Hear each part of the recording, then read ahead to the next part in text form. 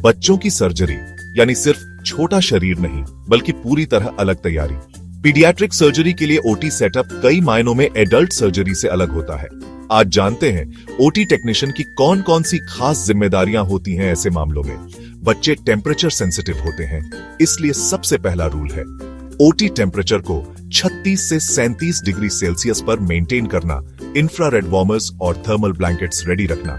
Operating table में paediatric attachment या small size table का यूज ओटी टेक को इंश्योर करना होता है कि सक्शन, कॉटरी, एनेस्थीसिया सर्किट सब पीडियाट्रिक साइज में हो। इक्विपमेंट जैसे बेबी लारिंगोस्कोप, स्मॉल फेस मास्क और टाइनी ईटीटी ट्यूब्स अवेलेबल हो। पीडियाट्रिक सर्जरी में इंस्ट्रूमेंट्स भी अलग होते हैं। माइक्रो सिजर्स, स्मॉल रिट्रैक्टर्स और डेलिकेट फॉरसेप्स। ओटी टेक को पता होना चाहिए कि कौन सी सर्जरी में कौन से पीडियाट्रिक इंस्ट्रूमेंट्स लगते हैं। स्टेरिलिटी का भी हाई लेवल मेंटेन करना पड़ता है क्योंकि बच्चों का इम्यून सिस्टम कमजोर होता है। डबल ड्रेपिंग, स्टेरिल फील्ड इंटेग्रिटी और काउंटिंग प्रोटोकॉल्स बहुत सख्त होते हैं। ओटी टेक को स्पंज, नीडल और इंस्ट्रूमेंट काउंट बहुत ध्यान से करना होता है।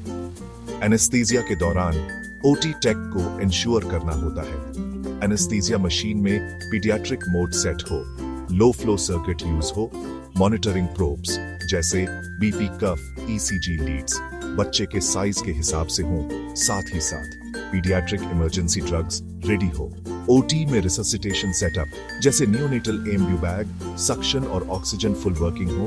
एक पीडियाट्रिक ओटी सेटअप में छोटी छोटी चीजें बहुत बड़ा फर्क लाती हैं।